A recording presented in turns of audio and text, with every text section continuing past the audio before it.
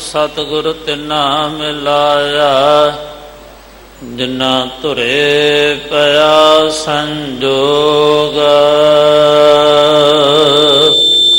सजन सच्चा पातशाह, शिरशाह दे शाह। जिस पास बैठिया सोहिया, सबना दा विसाह। वाहिगुरु साहिब जी मारू महला तीजा। हाँ मैं तात मोह रस लाई, गुरमुख लिव साची सहज समाई। हाँ मैं तात मोह रस लाई, गुरमुख लिव साची सहज समाई। आपे मेला आपे कर वेखा, बिन सतगुर बूझ न पाई है।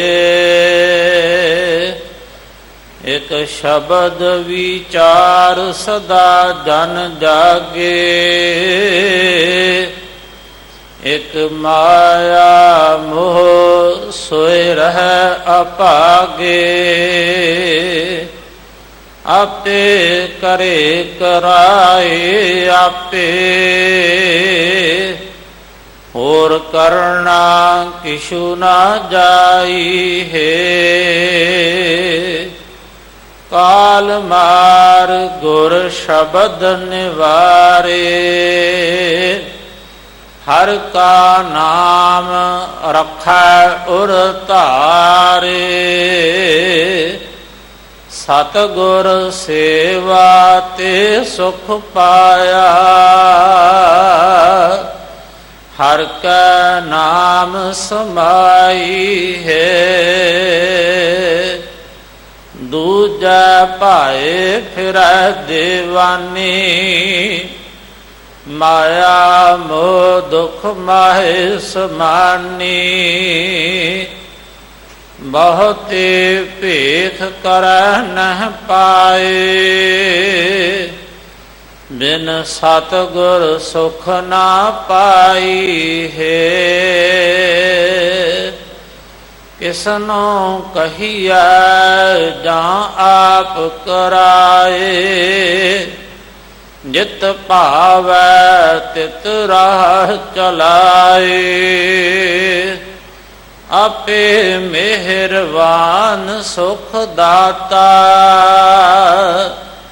ज्यों पावै तिवह चलाई है। आपे करता आपे भुगता, आपे संजम आपे जुगता। आपे निर्मल मेहरबान मधुसूदन, जिसदा हुक्म ना मेटिया जाई है। से वड भागी जिनी एको जाता, घट घट वस रहया जग जीवन दाता। एक था गुपत प्रगट है आपे, गुरमुख भ्रम भौ जाई है। गुरमुख हर जियो एको जाता, अंतर नाम शब्द पुछाता। जिस तू दे सोई जन पाए, नानक नाम बढ़ाई है। जिस ਜਿਸ ਤੂੰ ਦੇ ਸੋਈ ਜਨ ਪਾਏ। ਨਾਨਕ ਨਾਮ ਵਡਾਈ ਹੈ। ਵਾਹਿਗੁਰੂ ਜੀ ਕਾ ਖਾਲਸਾ, ਵਾਹਿਗੁਰੂ ਜੀ ਕੀ ਫਤਿਹ। ਇਹ ਪਾਵਨ ਸ਼ਬਦ ਜਿਸ ਦੇ 16 ਬੰਦ ਨੇ, ਜਿਸ ਦੇ 8 ਬੰਦਾਂ ਦੀ ਵਿਚਾਰ ਆਪ ਜੀ ਨੇ ਕੱਲ ਸਰਵਣ ਕੀਤੀ ਸੀ। ਜਿਨ੍ਹਾਂ 8 ਬੰਦਾਂ ਦਾ ਆਪ ਜੀ ਨੇ ਪਾਠ ਸਰਵਣ ਕੀਤਾ ਹੈ, ਇਹਨਾਂ ਦੀ ਵਿਚਾਰ ਸਿੱਖ ਕੌਮ ਦੇ ਮਹਾਨ ਵਿਦਵਾਨ ਸਤਿਕਾਰਯੋਗ ਸਿੰਘ ਸਾਹਿਬ ਗਿਆਨੀ ਰਣਜੀਤ ਸਿੰਘ ਜੀ ਇਸ ਪਾਵਨ ਅਸਥਾਨ ਦੇ ਹੈਡ ਗ੍ਰੰਥੀ ਆਪ ਜੀ ਨੂੰ ਸਰਵਣ ਕਰਵਾਉਣਗੇ। ਸਰਬੱਤ ਸੰਗਤਾਂ ਬੜੇ ਪਿਆਰ ਸਤਿਕਾਰ ਨਾਲ ਬੈਠ ਕੇ ਗੁਰਸ਼ਬਦ ਦੀ ਵਿਚਾਰ ਸਰਵਣ ਕਰੋ ਜੀ। ਵਾਹਿਗੁਰੂ ਜੀ ਕਾ ਖਾਲਸਾ, ਵਾਹਿਗੁਰੂ ਜੀ ਕੀ ਫਤਿਹ। ਏਕ ਓੰਕਾਰ ਸਤਨਾਮ ਕਰਤਾ ਪੁਰਖ ਨਿਰਭਉ ਨਿਰਵੈਰ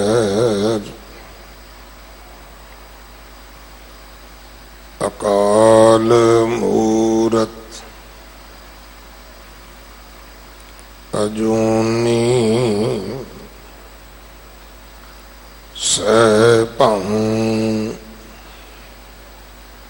ਗੁਰ ਪ੍ਰਸਾਦ ਬੇਸ਼ੁਮਾਰ ਅਥਾ ਅਗਨਤ ਅਤੁਲ ਜਿਉ ਬੁਲਾਵੋ ਤਿਉ ਨਾਨਕ ਦਾਸ ਬੋਲੇ।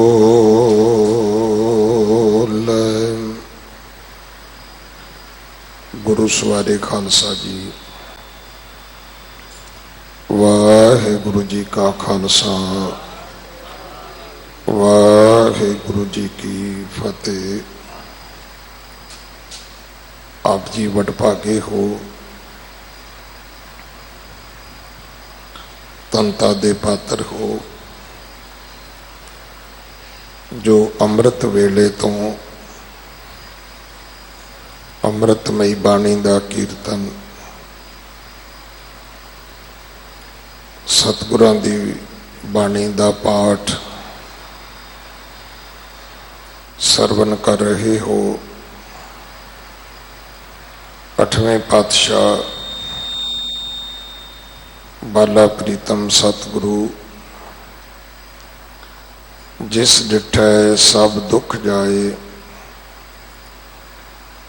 ਇਹਨਾਂ ਵਡਿਆਈਆਂ ਦੇ ਮਾਲਕ ਗੁਰੂ ਹਰਕ੍ਰਿਸ਼ਨ ਸਾਹਿਬ ਮਹਾਰਾਜ ਜੀ ਦੇ ਪਵਿੱਤਰ ਚਰਨ ਛੋਹ ਪ੍ਰਾਪਤ ਇਤਿਹਾਸਕ ਅਸਥਾਨ ਗੁਰਦੁਆਰਾ ਬੰਗਲਾ ਸਾਹਿਬ ਜੀ ਦੀ ਯਾਤਰਾ ਕਰਦਿਆਂ ਜੁਗੋ ਜੁਗ ਅਟਲ ਛਤਰ ਚਵਰ ਤਖਤ ਦੇ ਮਾਲਕ ਧੰਨ ਧੰਨ ਸ਼੍ਰੀ ਗੁਰੂ ਗ੍ਰੰਥ ਸਾਹਿਬ ਪਾਤਸ਼ਾਹ ਮਹਾਰਾਜ ਜੀ ਦੇ ਹਜ਼ੂਰ ਆਪਣਾ ਜਨਮ ਸਫਲਾ ਕਰ ਰਹੇ ਹੋ। ਸਮਾਂ ਹੈ ਗੁਰੂ ਦਰਬਾਰ ਦੇ ਨਿਯਮ ਅਨੁਸਾਰ ਗੁਰੂ ਕੀ ਬਾਣੀ ਦੀ ਚੱਲ ਰਹੀ ਲੜੀਵਾਰ ਕਥਾ ਦਾ ਸ਼ਬਦ ਦਾ ਮੂਲ ਪਾਠ ਆਪ ਜੀ ਨੇ ਗੁਰੂ ਕੇ ਵਜ਼ੀਰ ਭਾਈ ਮਾਨ ਸਿੰਘ ਜੀ ਹੋਰਾਂ ਪਾਸੋਂ ਸਰਵਣ ਕੀਤਾ ਹੈ। ਸ਼ਬਦ ਦੇ 16 ਬੰਦ ਹਨ, 16 ਪਦੇ ਹਨ ਔਰ ਇਹਨਾਂ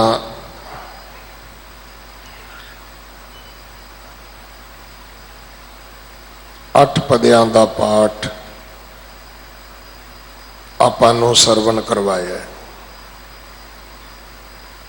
8 ਪਦਿਆਂ ਦੀ ਵਿਚਾਰ ਆਪਾਂ ਨੇ ਕੱਲ ਸਰਵਣ ਕੀਤੀ ਸੀ। ਅੱਜ ਇੱਕ ਸਾਡੀ ਤਰਾਸਦੀ ਹੈ। ਤੁਸੀਂ ਵੇਖਿਆ ਹੋਵੇਗਾ ਕਿ ਗੁਰੂ ਘਰ ਦੀ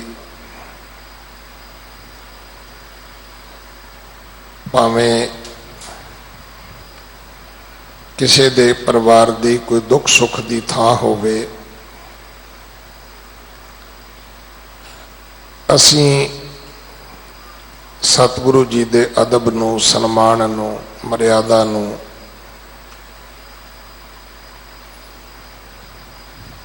ਹਮੇਸ਼ਾ ਆਪਣੀਆਂ ਅੱਖਾਂ ਦੇ ਗੋਚਰੇ ਨਹੀਂ ਕਰਦੇ। ਤਕਰੀਬਨ ਇਹ ਇੱਕ ਐਸਾ ਵਰਤਾਰਾ ਸ਼ੁਰੂ ਹੋ ਗਿਆ ਸਾਡੇ ਵਿੱਚ, ਜੇ ਆਪਾਂ ਕਹੀਏ ਜਿਵੇਂ ਹੁਣੇ ਆਸਾ ਕੀ ਵਾਰ ਦਾ ਕੀਰਤਨ ਸਰਵਣ ਕੀਤਾ ਹੈ, ਟਾਈਮ ਕਹੀਏ ਤੇ ਸਾਨੂੰ ਜਵਾਬ ਇਹ ਮਿਲੇਗਾ ਗੁਰੂ ਕੇ ਕੀਰਤਨੀਆਂ ਵੱਲੋਂ ਕਿ ਸਮਾਂ ਘੱਟ ਹੈ, 2.5 ਘੰਟੇ। ਪਰ ਜੇ ਪੁੱਛਿਆ ਜਾਏ ਵੀ ਕੀਰਤਨ ਦੇ ਵਿੱਚ ਕਹਿੰਦੇ ਜੀ ਮੈਂ 15 ਸ਼ਬਦ ਸੁਣਾਏ ਨੇ, ਸਮਾਂ ਕਿਹਦਾ? ਆਸਾ ਦੀ ਵਾਰ ਦਾ। ਸ਼ਬਦ ਕਿਹਦੇ ਨੇ? ਭਗਤ ਕਬੀਰ ਜੀ ਦੇ। ਸ਼ਬਦ ਕਿਹਦੇ ਨੇ? ਗੁਰੂ ਅਮਰਦਾਸ ਜੀ ਦੇ। ਬਾਣੀ ਦਾ ਸਮਾਂ ਹੈ ਆਸਾ ਕੀ ਵਾਰ ਦਾ। ਹੁਣ ਸਮਾਂ ਬਾਣੀ ਦੀ ਵਿਚਾਰ ਦਾ। ਪਰ ਕੀ ਹੋ ਰਿਹਾ ਹੈ? 7:30 ਸ਼ਬਦ ਪੜ੍ਹਨਾ ਸ਼ੁਰੂ ਕਰੀਦਾ ਹੈ, ਤਕਰੀਬਨ 7:40 ਤੱਕ ਸ਼ਬਦ ਵੀ ਪੂਰਾ ਹੋ ਜਾਂਦਾ ਹੈ। ਕੋਈ ਬੇਨਤੀ ਜ਼ਰੂਰੀ ਹੋਵੇ ਉਹ ਵੀ ਹੋ ਜਾਂਦੀ ਹੈ। 7:40 ਤੋਂ ਲੈ ਕੇ 8:20 ਤੱਕ ਅਸੀਂ ਜਿਹੜੇ ਆਪਣੇ ਮਨ ਵਿੱਚ ਵਿਚਾਰ ਲੈ ਕੇ ਆਉਨੇ ਆ, ਅਸੀਂ ਉਹ ਸੁਣਾਉਨੇ ਆ। ਇੱਕ ਦਿਨ ਇੱਕ ਬਾਹਰੋਂ ਸੱਜਣ ਕਥਾ ਲਈ ਆਇਆ,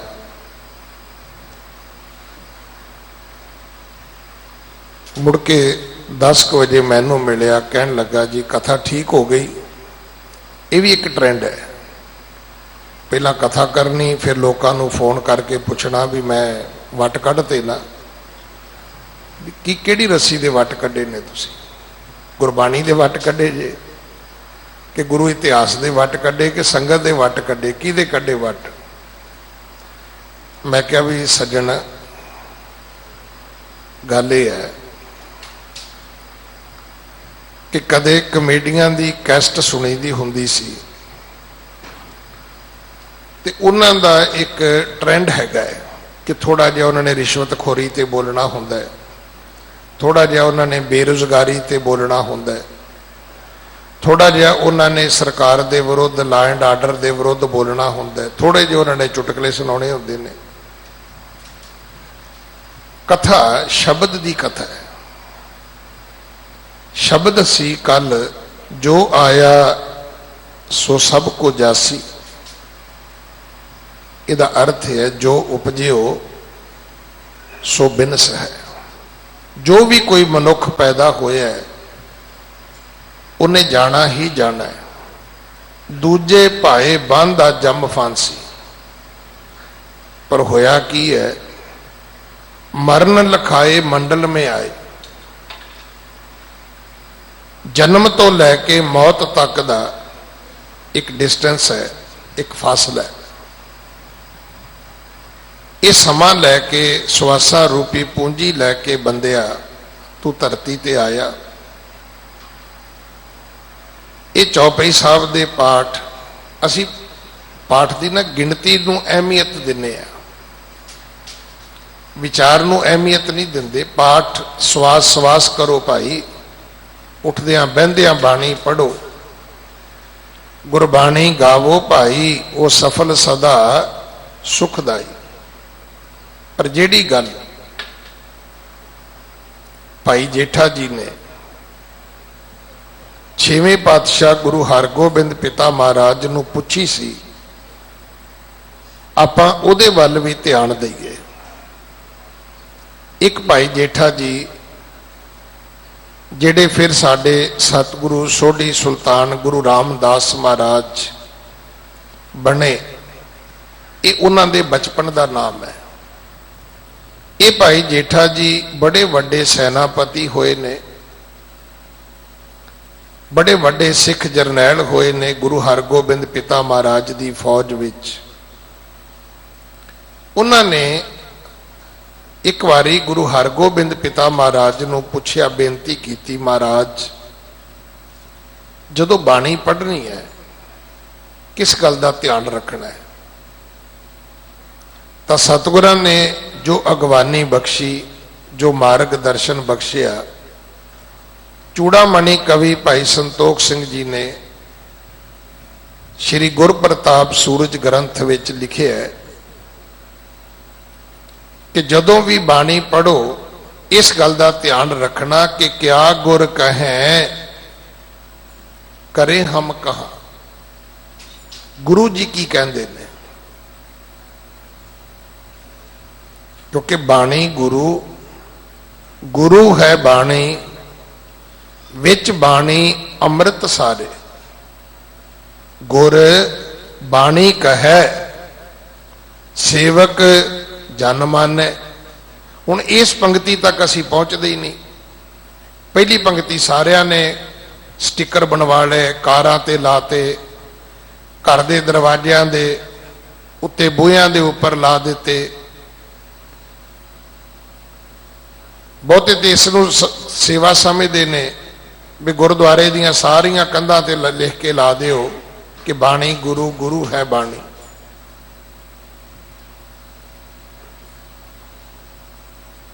ਸਤਿਗੁਰੂ ਜੀ ਦੀ ਇਸ ਜਦੋਂ ਬਾਣੀ ਨੂੰ ਪੜ੍ਹਨਾ ਹੈ ਪੂਰਾ ਪੜੋ, ਦੋ ਪੰਕਤੀਆਂ ਪੂਰੀਆਂ ਪੜੋਗੇ ਤੇ ਸਤਿਗੁਰੂ ਜੀ ਦਾ ਜਿਹੜਾ ਪੂਰਾ ਸੰਦੇਸ਼ ਹੈ ਉਹ ਸਾਡੇ ਤੱਕ ਪਹੁੰਚ ਜਾਏਗਾ ਕਿ ਗੁਰਬਾਣੀ ਕਹੈ। ਅਗਲੀ ਗੱਲ, ਸੇਵਕ ਜਨ ਮਾਨੈ। ਸਵਾਲੇ ਵੀ ਸੇਵਕ ਮੰਨਦਾ ਕੌਣ ਹੈ? ਹੁਣੇ ਤਾਂ ਆਪਾਂ ਸਾਰੇ ਕਹਿੰਦੇ ਜੀ ਬਾਣੀ ਗੁਰੂ ਹੈ ਜੀ, ਅਸੀਂ ਤੇ ਮੰਨਦੇ ਹਾਂ ਜੀ, ਅਸੀਂ ਤੇ ਬਾਣੀ ਨੂੰ ਹੀ ਮੱਥਾ ਟੇਕਦੇ ਹਾਂ ਜੀ। ਬਾਣੀ ਨੂੰ ਭਾਈ ਤੂੰ ਮੱਥਾ ਟੇਕਦਾ ਹੈ, ਕੀ ਤੂੰ ਬਾਣੀ ਨੂੰ ਮੰਨਦਾ ਵੀ ਹੈ?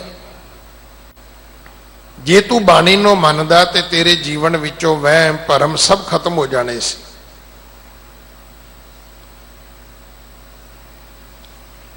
ਇਹ ਜਿਹੜੀ ਬਾਣੀ ਹੈ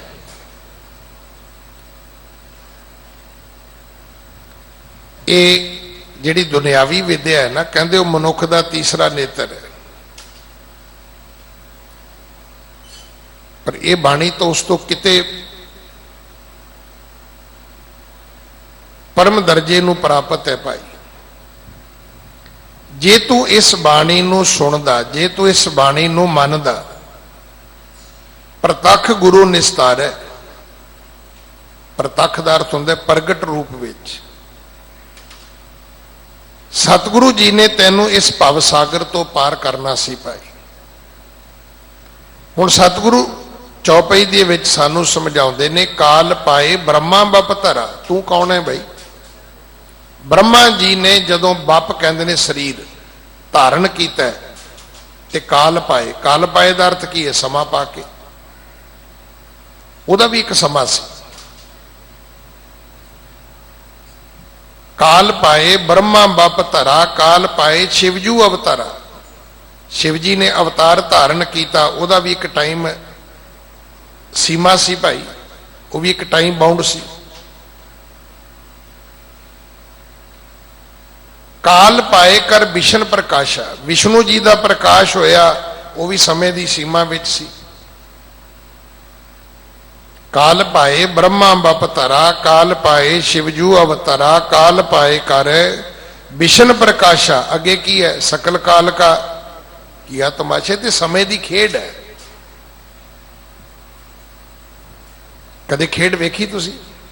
ਕ੍ਰਿਕਟ ਵੇਖੀ ਹੋਵੇ, ਕਦੇ ਫੁੱਟਬਾਲ ਵੇਖਿਆ ਹੋਵੇ, ਕਦੇ ਹਾਕੀ ਵੇਖੀ ਹੋਵੇ। ਸਮੇਂ ਦੀ ਖੇਡ ਹੈ। ਅੱਜ ਗੇਂਦ ਤੁਹਾਡੇ ਕੋਲ ਹੈ, अगले सैकंड ये गेंद मेरे कोल हो सकती है, उहदे अगले सैकंड ये गेंद दूजी टीम वालियां कोले हो सकती है। ये तो समय की खेड है।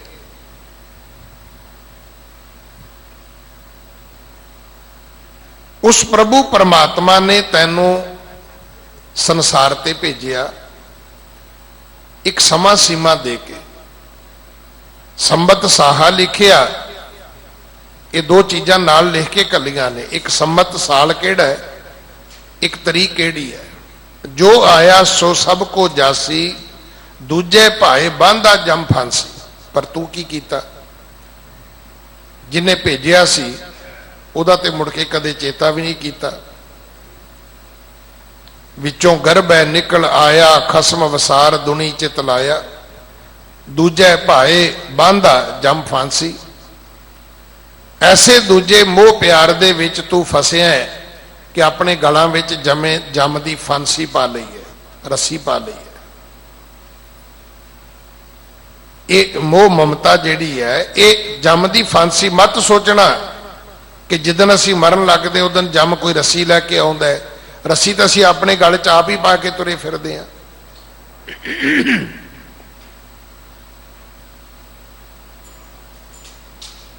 जिहड़े पेंडू खेतरां दे विच लोक रहिंदे ने ना,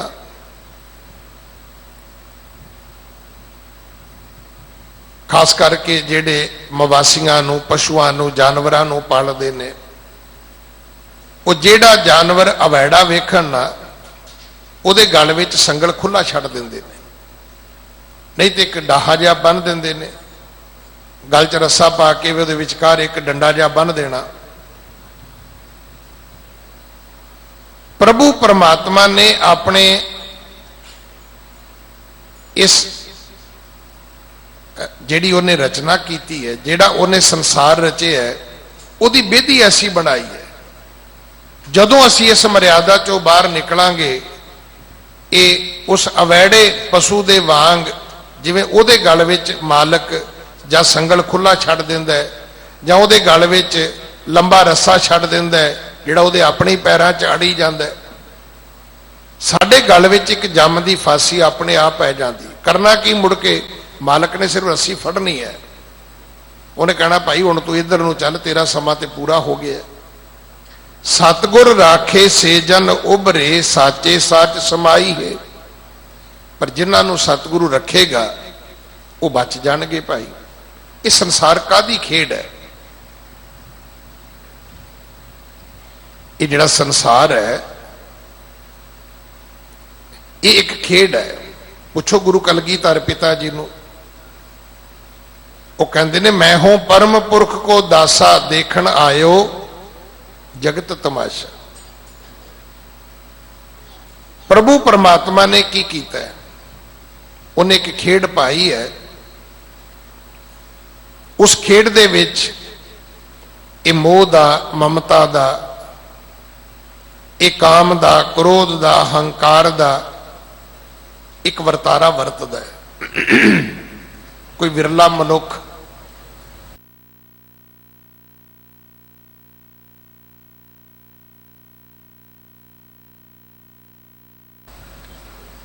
जिदे भाग जागदे ने, ये भट्ट कीरत जी नूं पुछोगे छेती समझ आ जाएगी। वो कहते ने एक उत्तम पंथ सुनियो गुर संगत। ये सब तो उत्तम पंथ है गुरु की संगत वाला। जिहड़ा आपां गुरुद्वारे आउणे आ ना, इस तो दुनिया दे विच वधिया कोई रस्ता नहीं जी हैगा। जे रब दे घर नूं जाना है, बस ये पता कर लो कि तुसीं किहड़ी संगत विच जाने हो। काहू की संगत मिल जीवन मुक्त होत, काहू की संगत मिल जमपुर ले जात है। एक भैड़ी संगत है, वो जमपुरी नूं लै जांदी है। एक प्रभु की संगत है, इत संगत नेचो तरना। एक उत्तम पंथ सुनियो गुर संगत, तेह मिलंत जम त्रास मिटाई। इत्थे आके जमा दा त्रास खत्म करना सी। सतगुरु ने जिन्हां ते किरपा कीती है, वो जीव उभरे ने आपे करता कर कर वेख्या। वो वेख रहा है, कीता भी उसने है, ਉਹਦੀ ਨਿਗਰਾਨੀ ਵੀ ਉਹਦੀ ਹੈ। ਜੇ ਆਪਾਂ ਕਹੀਏ ਨਾ ਕਿ ਹੁਣ ਇਸ ਸੰਸਾਰ ਨੂੰ ਪੈਦਾ ਕਰਨ ਤੋਂ ਬਾਅਦ ਉਹ ਕੌਣ ਹੈ ਭਾਈ ਜਿਹੜਾ ਇਸ ਸੰਸਾਰ ਦੀ ਨਿਗਰਾਨੀ ਕਰਦਾ? ਲੁੱਕ ਆਫਟਰ ਕੌਣ ਕਰਦਾ ਦੁਨੀਆ ਨੂੰ? ਮੈਨੂੰ ਲੱਗਦਾ ਮੈਂ ਕਰਦਾ, ਦੂਜੇ ਨੂੰ ਲੱਗਦਾ ਉਹ ਕਰਦਾ, ਤੀਜੇ ਨੂੰ ਲੱਗਦਾ ਉਹ ਕਰਦਾ। ਨਾ ਭਾਈ, ਲੁੱਕ ਆਫਟਰ ਕਰਨ ਵਾਲਾ ਵੀ ਉਹ ਆਪ ਹੈ। ਆਪੇ ਪੈਦਾ ਕਰਦਾ, ਆਪੇ ਸਾਡੇ ਜੀਵਾਂ ਦੀ ਉਹ ਸੰਭਾਲ ਕਰਦਾ, ਇੱਥੋਂ ਤੱਕ ਭੇਜਦਾ ਵੀ ਆਪ ਹੈ, ਬੁਲਾਉਂਦਾ ਵੀ ਆਪ ਹੈ। ਜਿਹੜੇ ਅਸੀਂ ਆਪਸ ਵਿੱਚ ਸੰਬੰਧੀ ਬਣ ਕੇ ਅਸੀਂ ਜਿਉਂਦੇ ਆ, ਇਹ ਸੰਜੋਗ ਵੀ ਸਾਰੇ ਉਹ ਬਣਾਉਂਦਾ।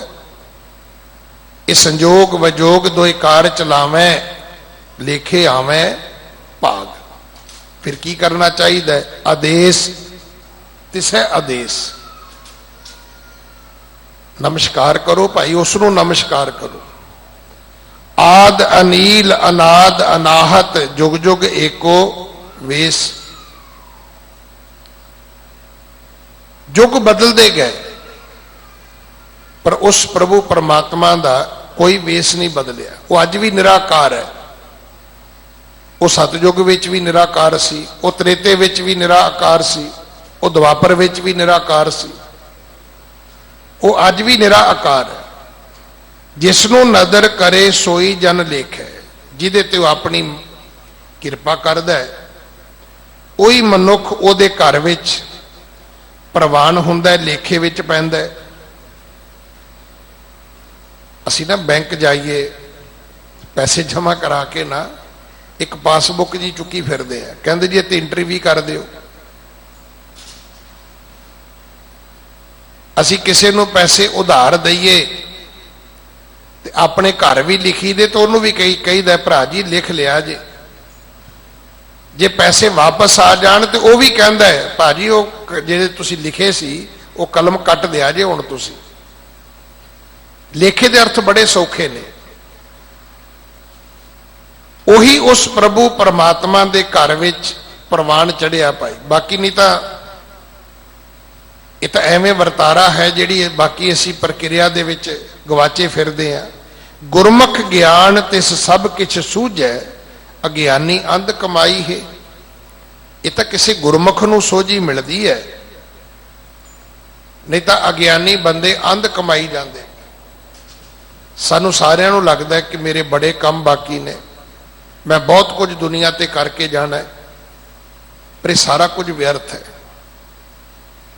ਆਇਓ ਸੁਣਨ ਪੜਨ ਕੋ ਬਾਣੀ, ਨਾਮ ਵਿਸਾਰ ਲੱਗੇ ਅਨ ਲਾਲਚ, ਬਿਰਥਾ ਜਨਮ ਪ੍ਰਾਣੀ।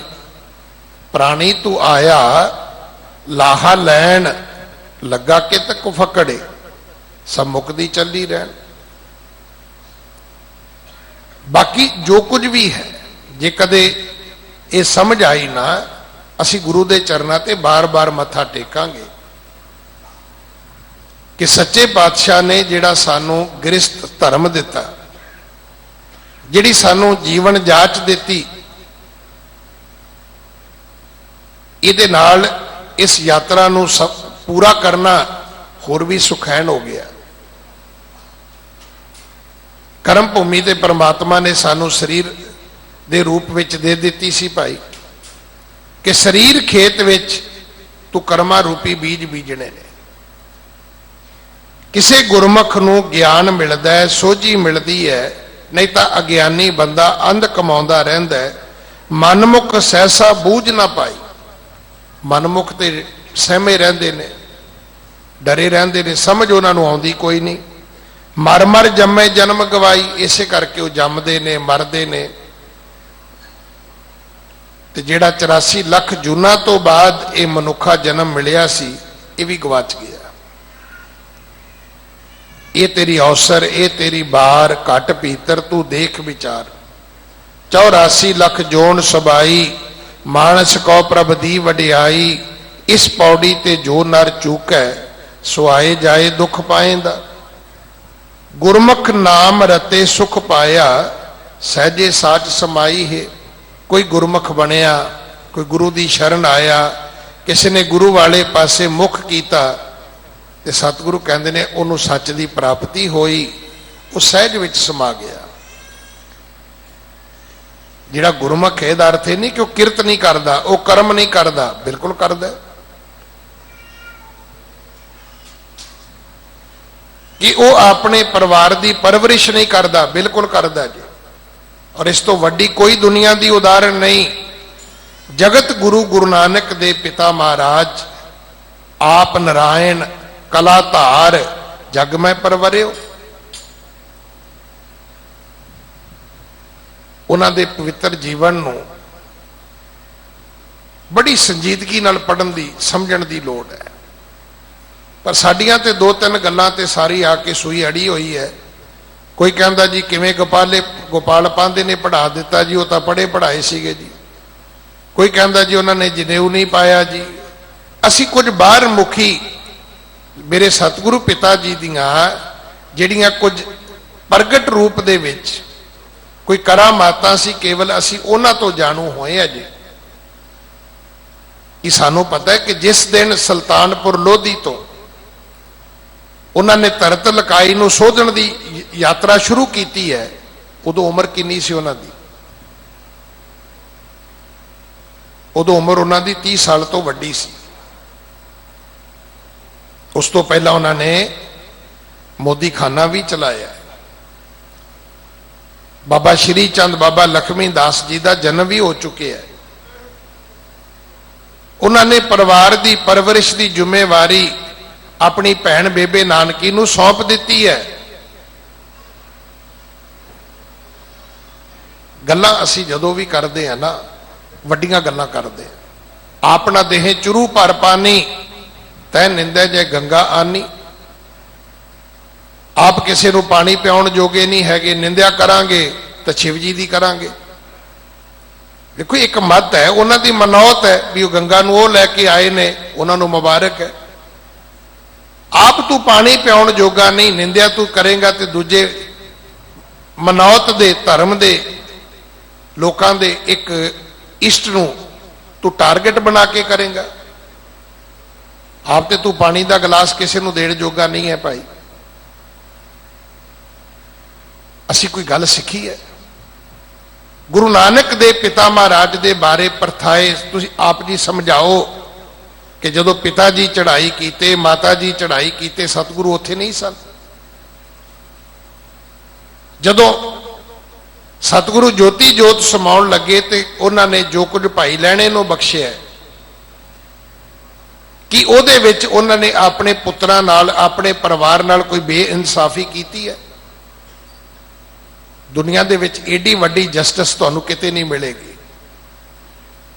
ਸੇਵਕ ਦੀ ਵਸਤੂ ਭਾਈ ਲਹਿਣੇ ਨੂੰ ਦਿੱਤੀ ਹੈ, ਪਰ ਪਿਤਾ ਵਾਲੀ ਹਰ ਵਸਤੂ ਆਪਣੇ ਪੁੱਤਰਾਂ ਨੂੰ ਦਿੱਤੀ ਹੈ। ਅਸੀਂ ਕਿੱਥੇ ਖਲੋਤੇ ਹਾਂ? ਜੇ ਪੁੱਤਰਾਂ ਦਾ ਮੋਹ ਆ ਜਾਏ ਤੇ ਗੁਰਦੁਆਰੇ ਦੀਆਂ ਚੀਜ਼ਾਂ ਚੁੱਕ ਕੇ ਪੁੱਤਰਾਂ ਨੂੰ ਦੇ ਦਿੱਤੀਆਂ ਨੇ, ਤੇ ਜੇ ਪੁੱਤਰਾਂ ਦੇ ਨਾਲ ਅਣਬਣ ਹੋ ਜਾਏ ਤੇ ਪੁੱਤਰਾਂ ਦੀਆਂ ਚੀਜ਼ਾਂ ਚੁੱਕ ਕੇ ਗੁਰਦੁਆਰੇ ਦਾਨ ਕਰ ਦਿੱਤੀਆਂ ਨੇ। ਸਾਡੀ ਜਸਰਤ ਇਹੀ ਹੈ ਨਾ, ਅਸੀਂ ਤੇ ਸਾਡਾ ਕੋਈ ਬੈਲੈਂਸ ਨਹੀਂ ਹੈ, ਨਾ ਸਾਨੂੰ ਕੋਈ ਮਰਿਆਦਾ ਆਉਂਦੀ, ਨਾ ਸਾਨੂੰ ਕੋਈ ਧਰਮ ਆਉਂਦਾ। ਨਹੀਂ, ਪੁੱਤਰ ਨਾਲ ਇਨਸਾਫ ਤੁਸੀਂ ਉਹ ਕਰੋ ਜੋ ਪੁੱਤਰ ਦਾ ਹੱਕ ਬਣਦਾ ਹੈ। ਜੋ ਪਿਤਾ ਦਾ ਹੱਕ ਹੈ ਉਸ ਨੂੰ ਦਿਓ, ਜੋ ਪੁੱਤਰ ਦਾ ਹੱਕ ਹੈ ਉਸ ਨੂੰ ਦਿਓ। ਇਹ ਗੱਲ ਤੇ ਦੁਨਿਆਵੀ ਤੌਰ ਤੇ ਵੀ ਅੱਜ ਸਮਝ ਆ ਗਈ ਹੈ। ਕਹਿੰਦੇ ਜੇ ਲੜਕਾ ਮਾਂ ਦੀ ਇੱਜ਼ਤ ਮਾਂ ਨੂੰ ਦੇ ਦਿੰਦਾ ਤੇ ਘਰਵਾਲੀ ਦਾ ਹੱਕ ਘਰਵਾਲੀ ਨੂੰ ਦੇ ਦਿੰਦਾ, ਕਹਿੰਦੇ ਘਰ 'ਚ ਕਲੇਸ਼ ਹੀ ਨਹੀਂ ਸੀ ਹੋਣਾ। ਕਦੇ ਉਹ ਮਾਂ ਵੱਲ ਹੋ ਜਾਂਦਾ, ਘਰ ਵਾਲੀ ਪੇਕੇ ਚਲੇ ਜਾਂਦੀ, ਕਦੇ ਘਰਵਾਲੀ ਵੱਲ ਹੋ ਜਾਂਦਾ ਹੈ ਤੇ ਮਾਂ ਵਿਚਾਰੀ ਗਲੀਆਂ 'ਚ ਰੁਲਦੀ ਫਿਰਦੀ ਹੈ। ਅਗਰ ਉਹ ਮਾਂ ਨੂੰ ਮਾਂ ਸਮਝ ਲੈਂਦਾ, ਪਤਨੀ ਨੂੰ ਆਪਣੀ ਅਰਧੰਗਣੀ ਸਮਝ ਲੈਂਦਾ, ਤੇ ਉਸ ਘਰ ਦੇ ਵਿੱਚ ਕਦੇ ਬਖੇੜਾ ਨਹੀਂ ਸੀ ਆਉਣਾ। ਉਹ ਸਮਝਦਾਰੀ ਜਿਹੜੀ ਹੈ ਉਹਦੀ ਘਾਟ ਹੈ ਅੱਜ ਸਾਡੇ ਵਿੱਚ। ਸਾਨੂੰ ਨਹੀਂ ਸਮਝ ਆਉਂਦੀ ਕਿ ਮਾਂ ਦਾ ਦਰਜਾ ਕੀ ਹੈ ਅਤੇ ਸੁਪਤਨੀ ਦਾ ਦਰਜਾ ਕੀ ਹੈ। ਸਤਿਗੁਰੂ ਪਿਤਾ ਮਹਾਰਾਜ ਸਮਝਾਉਂਦੇ ਨੇ, ਭਾਈ ਇਹ ਤਾਂ ਕੋਈ ਗੁਰਮੁਖ ਬਣੇ ਤੇ ਜੀਵਨ ਦੀ ਜੁਗਤ ਸਮਝ ਆਵੇ। ਸੰਸਾਰ ਵਿੱਚ ਰਹਿ ਕੇ ਕਰਤਾਰ ਨਾਲ ਕਿਵੇਂ ਸਾਂਝ ਬਣਾਉਣੀ ਹੈ, इत्थे मनमुख मनुख है जमदा ते मरदा है, पर गुरमुख नाम रते सुख पाया, सहजे सच समाई है। गुरमुख नूं सच मिल गया, अडोल रहिंदा है, सब काम करदा है, सारियां जिम्मेवारियां निभाउंदा है, पर उहदे जीवन विच सहसा नहीं है, शुक्र है। हर घड़ी शुक्र विच रहिंदा है। जदों गुरुद्वारे आवे वो मंगण नहीं आउंदा, उत्ते जिहड़ा कल बीतिया है उहदा शुकराना करना आउंदा। विधाता कल दा दिन तेरे भाणे विच बतीत होया, हुक्म विच बतीत होया, रहम तेरी सुख पाया सदा, नानक की अरदास। अज फिर आया, दिन शुरू होया है, सतगुरु सीस ते मेहर भरिया हथ रखी, क्योंकि होना तेरी रजा विच है सब कुछ। अज दे शब्द का जिहड़ा भाव है ना, वो ये है, सब कुछ उसकी मर्जी विच है।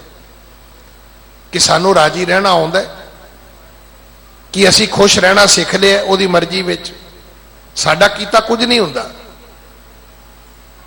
कीता करना सरब रजाई, किश कीचै जे कर सकीए, अपना कीता किशु ना होवै, जो हर भावै त्यो रखीए। अज अनपढ़ बंदा भी कही जाता है, और रब की मर्जी बिना जी पता नहीं हिलदा, तो तू सारी दिहाड़ी क्यों तड़फी जाना है बई?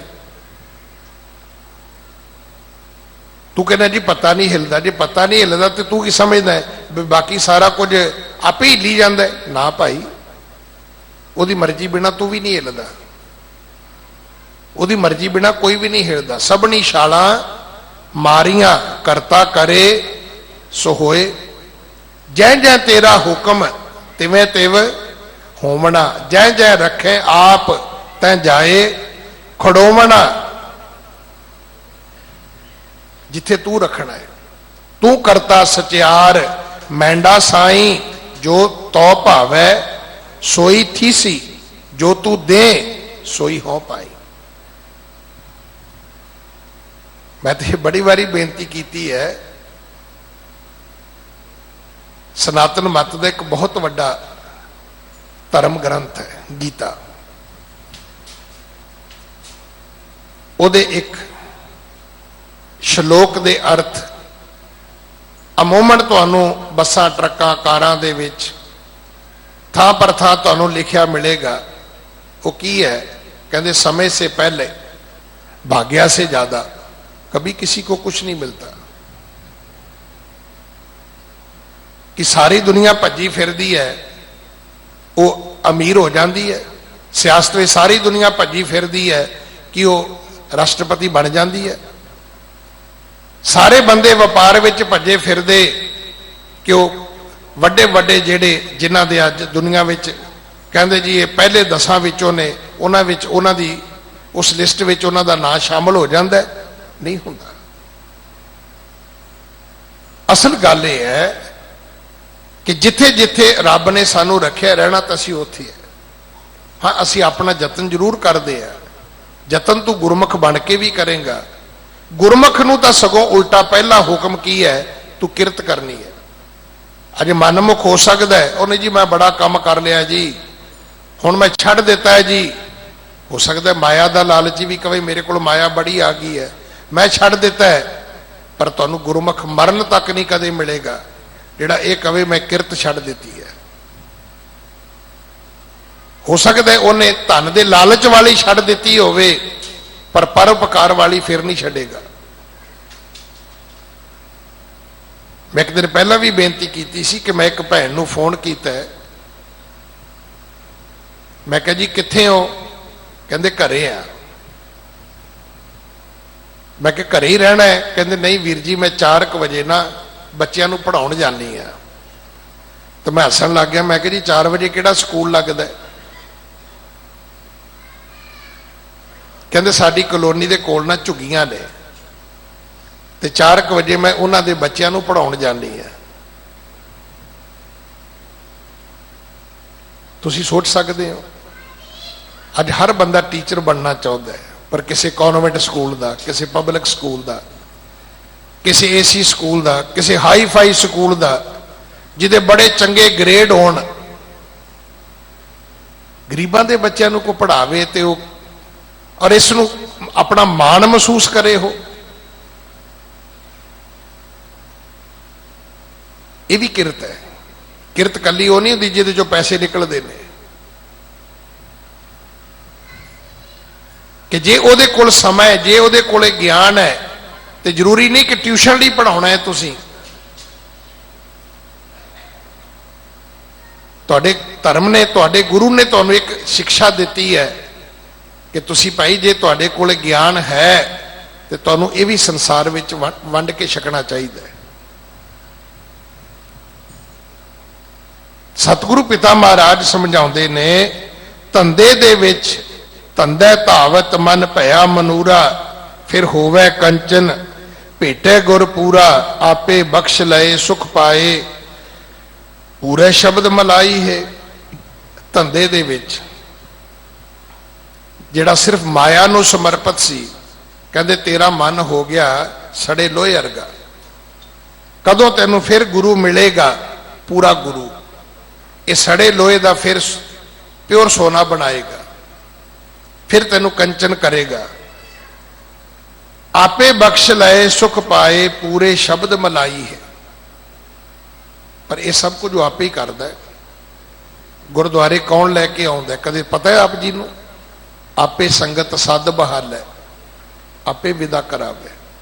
ਕਦੇ ਇਸ ਭੁਲੇਖੇ 'ਚ ਨਾ ਪੈਣਾ ਕਿ ਮੈਂ ਗੁਰਦੁਆਰੇ ਜਾਣਾ, ਨਾ ਭਾਈ, ਇਹ ਤੇਰੇ ਪੂਰਬਲੇ ਕਰਮਾਂ ਦਾ ਕੋਈ ਸਮਾਂ ਹੈ।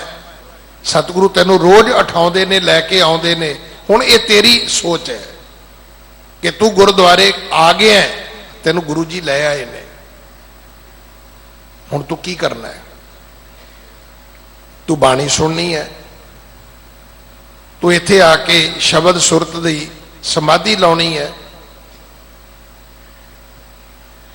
ਤੂੰ ਇੱਥੇ ਆ ਕੇ ਮਾਲਕ ਦਾ ਸ਼ੁਕਰਾਨਾ ਕਰਨਾ ਹੈ, ਕਿ ਇੱਥੇ ਆ ਕੇ ਵੀ ਉਹਨਾਂ ਗਿਲੇ ਸ਼ਿਕਵਿਆਂ ਦੇ ਵਿੱਚ ਆਪਣਾ ਸਮਾਂ ਗਵਾ ਲੈਣਾ ਤੂੰ। ਅਸੀਂ ਬੜੇ ਸਾਰੇ ਲੋਕ ਐਸੇ ਆ ਜਿਨ੍ਹਾਂ ਦੀ ਖੁਸ਼ਕਿਸਮਤੀ ਵਿੱਚ ਬਦਕਿਸਮਤੀ ਵੀ ਹੈ। ਖੁਸ਼ਕਿਸਮਤੀ ਗੁੱਡ ਲੱਕ ਹੈ ਕਿ ਰੋਜ਼ ਬੰਗਲਾ ਸਾਹਿਬ ਆਉਨੇ ਆ, ਰੋਜ਼ ਸੀਸਗੰਜ ਸਾਹਿਬ ਆਉਨੇ ਆ, ਰੋਜ਼ ਨਾਨਕ ਪਿਓ ਸਾਹਿਬ ਆਉਨੇ ਆ, ਰੋਜ਼ ਰਕਾਬਗੰਜ ਸਾਹਿਬ ਆਉਨੇ ਆ। ਪਰ ਬੈਡ ਲੱਕ ਕੀ ਹੈ? ਬ੍ਰੈਡ ਪਕੌੜੇ ਖਾ ਕੇ ਮੁੜ ਜਾਂਦੇ ਆ। ਸਤਿਗੁਰੂ ਨੇ ਬਾਣੀ 'ਚ ਲਿਖਿਆ ਹੈ, ਦਾਦਰ ਤੂੰ ਕਬੂ ਨਾ ਜਾਣਸ ਰੇ, ਡੱਡੂ ਤੂੰ ਪਾਣੀ 'ਚ ਰਹਿਣਾ ਹੈ। ਪਰ ਕਿੰਨੀ ਮਾੜੀ ਕਿਸਮਤ ਹੈ, ਤੈਨੂੰ ਪਤਾ ਹੀ ਨਹੀਂ। ਪਕਸ ਸਿਬਾਲ ਬਸਸ ਨਿਰਮਲ ਜਲ, ਤੂੰ ਇੱਕ ਪਾਣੀ ਵਿੱਚ, ਸਾਫ਼ ਪਾਣੀ ਵਿੱਚ ਰਹਿੰਦਾ, ਸਾਰੀ ਉਮਰ ਜਾਲੇ ਖਾਂਦਾ ਰਿਹਾ, ਅੰਮ੍ਰਿਤ ਨਾ ਲਖਸ ਰੇ, ਤੈਨੂੰ ਪਤਾ ਹੀ ਨਹੀਂ ਲੱਗਿਆ ਤੇਰੇ ਵਿੱਚ ਕਮਲ ਦਾ ਫੁੱਲ ਉੱਗਿਆ ਸੀ। ਜਿਸ ਪਾਣੀ ਵਿੱਚ ਤੂੰ ਹੈ, ਉਸ ਸਰੋਵਰ ਦੇ ਵਿੱਚ, ਤਲਾਬ ਦੇ ਵਿੱਚ ਕਮਲ ਦਾ ਫੁੱਲ ਵੀ ਉੱਗਿਆ ਸੀ। ਉਹ ਕਮਲ ਦਾ ਫੁੱਲ ਰੋਜ਼ ਖਿੜਦਾ ਸੀ, ਉੱਥੇ ਰੋਜ਼ ਭੌਰੇ ਆਉਂਦੇ ਸੀ, ਉਹ ਰੋਜ਼ ਰਸ ਮਾਣ ਕੇ ਚਲੇ ਜਾਂਦੇ ਸੀ। ਤੇ ਡੱਡੂ ਤੂੰ ਸਾਰੀ ਉਮਰ ਪਾਣੀ ਦਾ ਜਾਲਾ ਹੀ ਖਾਂਦਾ ਰਿਹਾ। ਹੁਣ ਇਹ ਤਾਂ ਸਾਡੇ ਆਪਣੇ ਤੇ ਨਿਰਭਰ ਹੈ ਨਾ ਕਿ ਅਸੀਂ ਇੱਥੇ ਆ ਕੇ ਆਪਣੇ ਸਮੇਂ ਦੀ ਵਰਤੋਂ ਕਿਵੇਂ ਕਰਨੀ ਹੈ। ਪਰ ਸਤਿਗੁਰੂ ਮਹਾਰਾਜ ਕਹਿੰਦੇ ਭਾਈ ਇਹ ਵੀ ਉਹਦੇ ਮਾਲਕ ਦੇ ਵੱਸ ਵਿੱਚ ਹੈ, ਕਿਉਂਕਿ ਤੁਧ ਆਪ ਵਿਛੋੜਿਆ ਆਪ ਮਿਲਾਇਆ। ਇਹ ਵੀ ਸਾਡੇ ਕੋਈ ਪੂਰਬਲੇ ਹੀ ਕਰਮ ਨੇ ਕਿ ਆ ਕੇ ਵੀ ਸਤਿਗੁਰੂ ਦੀ ਅਸੀਂ ਬਖਸ਼ਿਸ਼ ਦੇ ਪਾਤਰ ਨਹੀਂ ਬਣ ਸਕੇ। ਤੋ ਸਤਿਗੁਰੂ ਪਿਤਾ ਮਹਾਰਾਜ ਸਮਝਾਉਂਦੇ ਨੇ, ਹਉਮੈ ਧਾਤ ਮੋਹ ਰਸ ਲਾਈ। ਮਾਇਆ ਨੇ ਕੀ ਕੀਤਾ ਹੈ? ਇੱਕ ਹਉਮੈ, ਇੱਕ ਮੋਹ, ਇਹ ਦੋ ਰਸ ਸਾਡੀ ਜ਼ਿੰਦਗੀ ਵਿੱਚ ਭਰ ਦਿੱਤੇ ਨੇ। ਗੁਰਮੁਖ ਲਿਵ ਸਾਚੀ ਸਹਿਜ ਸਮਾਈ। ਕੋਈ ਗੁਰਮੁਖ ਬਣਦਾ ਹੈ, ਮਾਇਆ ਦੇ ਪ੍ਰਭਾਵ ਤੋਂ ਨਿਕਲਦਾ ਹੈ, ਉਹ ਸੱਚੇ ਪਰਮਾਤਮਾ ਨਾਲ ਆਪਣੀ ਸੁਰਤ ਜੋੜਦਾ ਹੈ, ਆਪੇ ਮੇਲੈ ਆਪੇ ਕਰ ਵੇਖੈ, ਬਿਨ ਸਤਿਗੁਰ ਬੂਝ ਨਾ ਪਾਈ ਹੈ। ਉਹ ਪਰਮਾਤਮਾ ਮਿਲਾਉਂਦਾ ਵੀ ਆਪ ਹੈ, ਉਹ ਵੇਖਦਾ ਵੀ ਆਪ ਹੈ। ਉਹ ਆਪੇ ਸਾਜੇ, ਆਪੇ ਰੰਗੇ, ਆਪੇ ਨਦਰ ਕਰੇ। ਨਾਨਕ ਕਾਮਣ ਕੰਤੈ ਭਾਵੈ, ਆਪੇ ਹੀ ਰਾਵੇ ਇਹ ਸਤਿਗੁਰ ਬੂਝ ਨਾ ਪਾਈ ਹੈ। ਇਹ ਉਹ ਜੀਵ ਜਿਨ੍ਹਾਂ ਨੂੰ ਸਤਿਗੁਰੂ ਤੋਂ ਸੋਝੀ ਨਹੀਂ ਮਿਲੀ, ਜਿਨ੍ਹਾਂ ਨੂੰ ਸਤਿਗੁਰੂ ਜੀ ਤੋਂ ਗਿਆਨ ਨਹੀਂ ਮਿਲਿਆ। ਇੱਕ ਸ਼ਬਦ ਵਿਚਾਰ ਸਦਾ ਜਨ ਜਾਗੇ, ਇੱਕ ਉਹ ਨੇ ਜਿਨ੍ਹਾਂ ਨੂੰ ਸ਼ਬਦ ਦੇ ਵਿਚਾਰ ਪ੍ਰਾਪਤ ਹੋਈ, ਉਹ ਸੁਚੇਤ ਹੋ ਗਏ, ਜਾਗ ਗਏ। ਕਿਧਰੋਂ? ਅਵਿਦਿਆ ਵੱਲੋਂ, ਅਗਿਆਨਤਾ ਵੱਲੋਂ। ਜਿਹੜੀ ਫਿਜ਼ੀਕਲ ਨੀਂਦ ਆਉਂਦੀ ਹੈ ਨਾ, ਇਹਦੇ ਨਾਲ ਸਮਝੌਤਾ ਨਾ ਕਰਿਓ ਜੀ।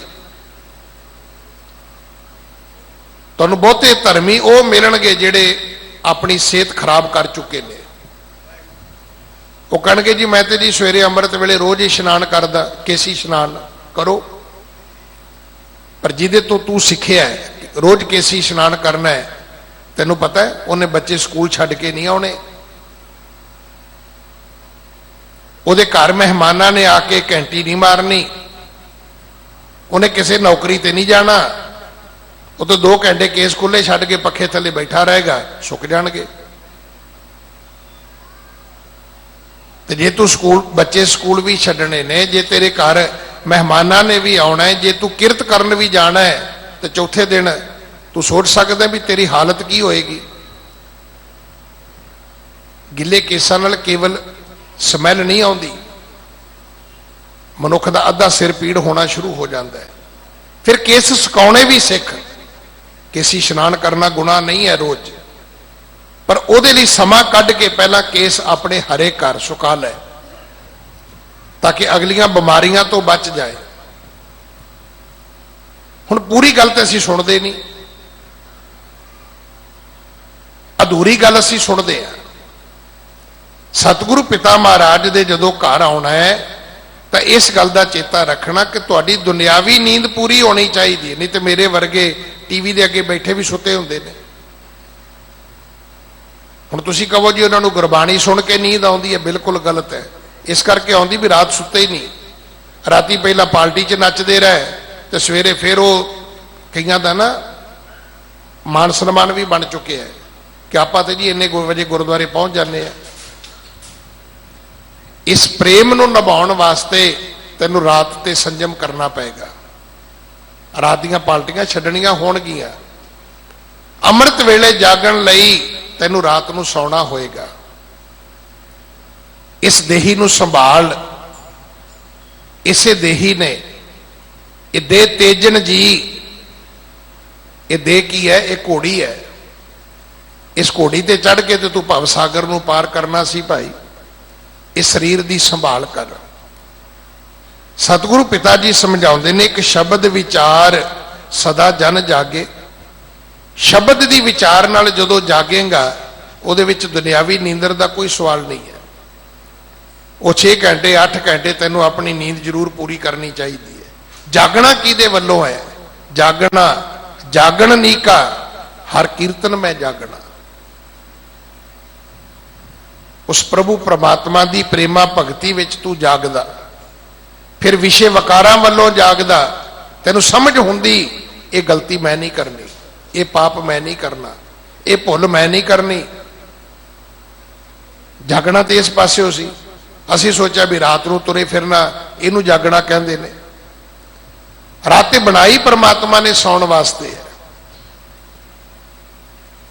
ਮੈਨੂੰ ਇਹ ਗੱਲ ਕਹਿਣ 'ਚ ਕੋਈ ਫਿਕਰ ਨਹੀਂ ਕਿ ਰਾਤ ਦੇ ਅਰਥ ਕਰਨ ਵਾਲਿਆਂ ਨੇ, ਉਹਨਾਂ ਨੂੰ ਪਤਾ ਹੀ ਨਹੀਂ ਅੰਮ੍ਰਿਤ ਵੇਲਾ ਕੀ ਹੁੰਦਾ ਹੈ। ਉਹ ਰਾਤ ਸਾਰੀ ਰਾਤ ਹੀ ਇੱਥੇ ਤੁਰੇ ਫਿਰਨਗੇ। ਜਦੋਂ ਅੰਮ੍ਰਿਤ ਵੇਲੇ ਦੀ ਵਾਰੀ ਆਏਗੀ ਉਦੋਂ ਘਰ ਜਾ ਕੇ ਸੁੱਤੇ ਹੋਣਗੇ। ਅੰਮ੍ਰਿਤ ਵੇਲਾ ਤੇਰਾ ਪੈਰ ਸਵਾ ਪੈਰ ਰਾਤ ਰਹਿੰਦਿਆਂ ਸ਼ੁਰੂ ਹੁੰਦਾ ਹੈ। ਚਾਹੀਦਾ ਸੀ ਤੂੰ ਸਵੇਰੇ 4 ਪੌਣੇ 4 3:30 ਉੱਠ ਦੋ, ਇਸ਼ਨਾਨ ਪਾਣੀ ਕਰ ਦੋ, ਫਿਰ ਗੁਰਦੁਆਰੇ ਆਉਣੋ ਕਿਰਤ ਕਰ ਦੋ। ਇਹਨਾਂ ਗੱਲਾਂ ਦੀ ਬੜੀ ਵਿਆਖਿਆ ਦੀ ਲੋੜ ਹੈ, ਪਰ ਅੱਜ ਅਸੀਂ ਉੱਥੋਂ ਟੁੱਟ ਗਏ। ਅੱਜ ਜਿੰਨੀਆਂ ਵੀਡੀਓ ਵਾਇਰਲ ਹੋ ਰਹੀਆਂ ਨੇ, ਜੋ ਕੁਝ ਸੁਣਿਆ ਸੁਣਾਇਆ ਜਾ ਰਿਹਾ ਹੈ, ਤੁਸੀਂ ਹੈਰਾਨ ਹੋਵੋਗੇ, ਮੇਰੇ ਨਾਲ ਸਹਿਮਤ ਵੀ ਹੋਵੋਗੇ ਕਿ ਸਿਰਫ ਇੱਕ ਦੂਜੇ ਨੂੰ ਤਾਨੇ ਤੇ ਮਿਹਣੇ ਦਿੱਤੇ ਜਾ ਰਹੇ ਨੇ। ਆਪਣਾ ਆਪਣਾ ਪੱਖ ਸੋਸ਼ਲ ਮੀਡੀਆ ਦੇ ਰਾਹੀਂ, ਗੁਰਬਾਣੀ ਦੇ ਲਾਈਵ ਸਿਸਟਮ ਦੇ ਰਾਹੀਂ ਦਿੱਤਾ ਜਾ ਰਿਹਾ ਹੈ। ਇਹ ਸਮਾਂ ਇਸ ਕੰਮ ਲਈ ਨਹੀਂ ਹੈ। ਤੁਹਾਡੇ ਕਿਸੇ ਨਾਲ ਮਤਭੇਦ ਨੇ, ਤੁਸੀਂ ਨਿੱਜੀ ਤੌਰ ਤੇ ਕਹਿ ਸਕਦੇ ਹੋ, ਭਾਵੇਂ ਉਹ ਜਮਾਤੀ ਤੌਰ ਤੇ ਨੇ ਭਾਵੇਂ ਜਾਤੀ ਤੌਰ ਤੇ। ਇਹ ਸਮਾਂ ਕੇਵਲ ਤੇ ਕੇਵਲ ਜਿਹੜਾ ਸੰਗਤ ਦਾ ਸਮਾਂ ਹੈ, ਇਹ ਤੇ ਸ਼ਬਦ ਸੁਰਤ ਦੇ ਸੁਮੇਲ ਦਾ ਸਮਾਂ ਸੀ ਭਾਈ। ਲੋੜ ਤੇ ਇਸ ਗੱਲ ਨੂੰ ਸਿੱਖਣ ਦੀ ਸੀ। ਬਾਹਰਲੇ ਮੁਲਕਾਂ 'ਚ ਨਾ ਬੱਚੇ ਗੁਰਦੁਆਰੇ ਨਹੀਂ ਜਾਂਦੇ। ਤੁਸੀਂ ਕਹੋਗੇ ਜੀ ਸਾਨੂੰ ਪਤਾ ਇਸ ਗੱਲ ਦਾ, ਕਿਉਂ ਨਹੀਂ ਜਾਂਦੇ? ਉਹ ਮਾਂ-ਬਾਪ ਕਹਿੰਦਾ ਵੀ ਹੈ ਬੇਟੇ ਗੁਰਦੁਆਰੇ ਚੱਲੀਏ, ਉਹ ਕਹਿੰਦੇ ਨਹੀਂ ਡੈਡ ਮੈਂ ਨਹੀਂ ਜਾਣਾ, ਨਹੀਂ ਮਮ ਮੈਂ ਨਹੀਂ ਜਾਣਾ। ਉਹ ਜਿਹੜੇ ਸ਼ਬਦ ਅਗਲੇ ਵਰਤਦੇ ਨੇ ਮੈਂ ਇੱਥੇ ਬਹਿ ਕੇ ਬੋਲ ਵੀ ਨਹੀਂ ਸਕਦਾ। ਉਹ ਕਹਿੰਦੇ ਜੀ ਗੁਰਦੁਆਰੇ ਜਾਈਦਾ, ਉੱਥੇ ਲੜ ਪੈਂਦੇ ਨੇ।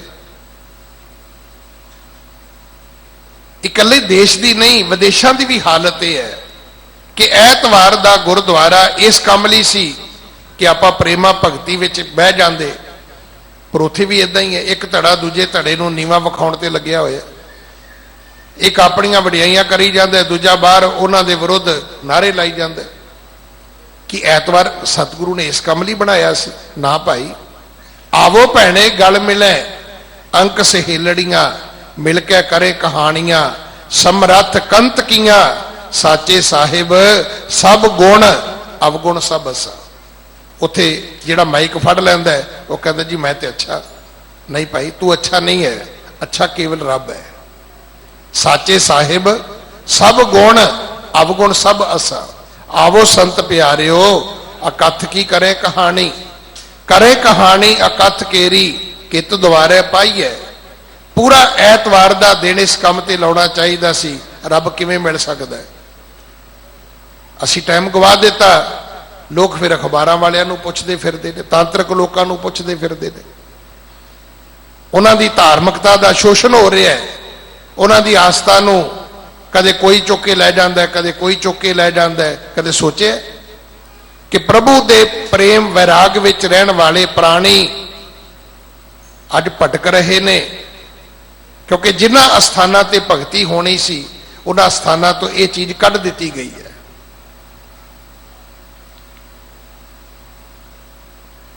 ਜਿਵੇਂ ਆਪਾਂ ਕਹਿੰਦੇ ਨੇ ਵੀ ਗੁਰਦੁਆਰੇ ਵਿੱਚ ਕੋਈ ਸ਼ਰਾਬ ਪੀ ਕੇ ਨਹੀਂ ਆ ਸਕਦਾ, ਕੋਈ ਜੁੱਤੀ ਪਾ ਕੇ ਨਹੀਂ ਆ ਸਕਦਾ, ਕੋਈ ਨੰਗੇ ਸਿਰ ਨਹੀਂ ਆ ਸਕਦਾ, ਕੋਈ ਗਾਲੀ ਗਲੋਚ ਨਹੀਂ ਕਰ ਸਕਦਾ। ਬਿਲਕੁਲ ਬੈਨ ਕਰ ਦਿਓ ਕਿ ਇਸ ਦੇ ਅੰਦਰ ਕੋਈ ਕਿਸੇ ਦੇ ਵਿਰੁੱਧ ਨਹੀਂ ਬੋਲ ਸਕਦਾ, ਕੋਈ ਨਿੱਜੀ ਨਹੀਂ ਬੋਲ ਸਕਦਾ।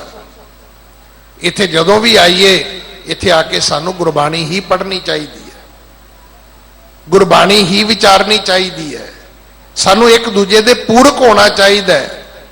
ਜਿਹੜਾ ਚੇਤ ਮਹੀਨੇ ਦਾ ਉਪਦੇਸ਼ ਹੈ ਨਾ ਕਿ ਚੇਤ ਗੋਵਿੰਦ ਅਰਾਧੀ ਹੈ, ਹੋਵੇ ਆਨੰਦ ਘਣਾ, ਸੰਤ ਜਨਾ ਮਿਲ ਪਾਈਐ, ਰਸਨਾ ਨਾਮ ਪਣਾ।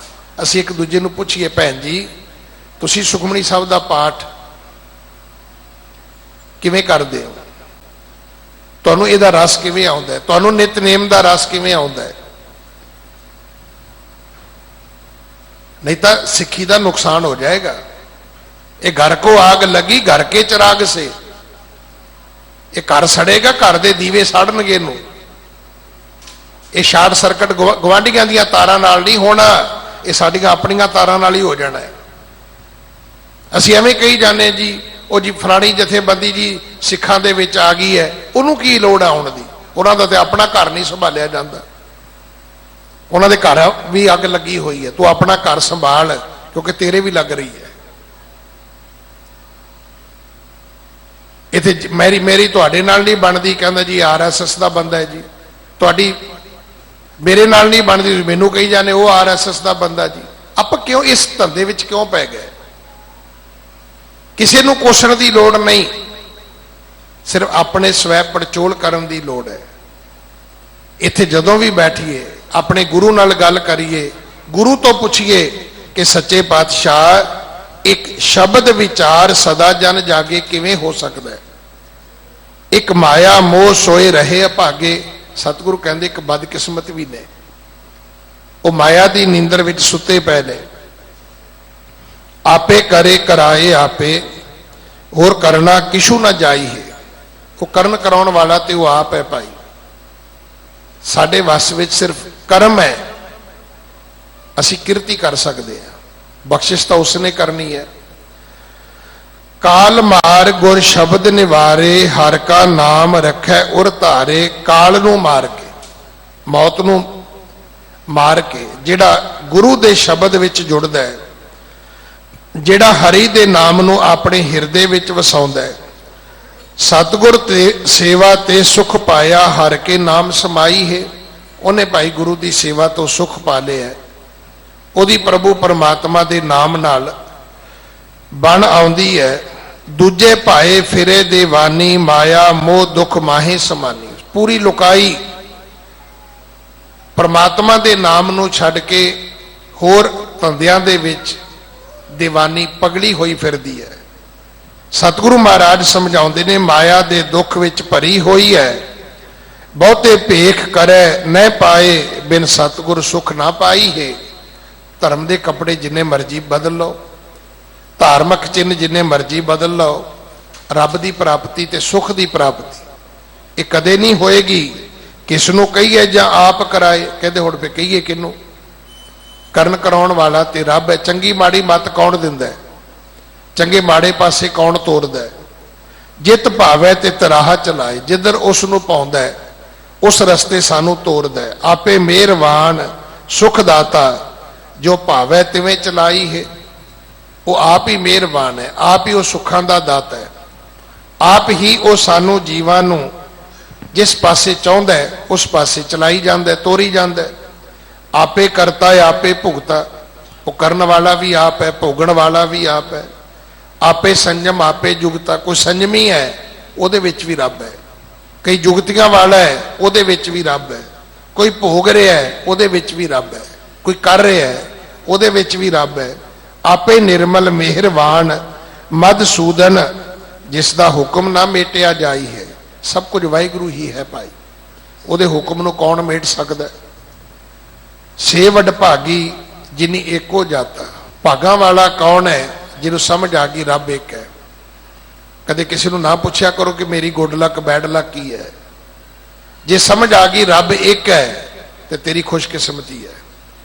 ਤੇ ਜੇ ਅਜੇ ਵੀ ਤੂੰ ਮਗਰ ਮਗਰ ਭੱਜਾ ਫਿਰਦਾ ਲੋਕਾਂ ਦੇ, ਉਹ ਮੈਨੂੰ ਆਹ ਦੇ ਦੇਗਾ, ਉਹ ਮੇਰਾ ਆਹ ਕਰ ਦੇਗਾ, ਉਹ ਮੇਰਾ ਉਹ ਕਰ ਦੇਗਾ, ਅਜੀਬੋ ਅਜੀਬ ਗੱਲਾਂ ਸੁਣੀ ਦੀਆਂ ਨੇ।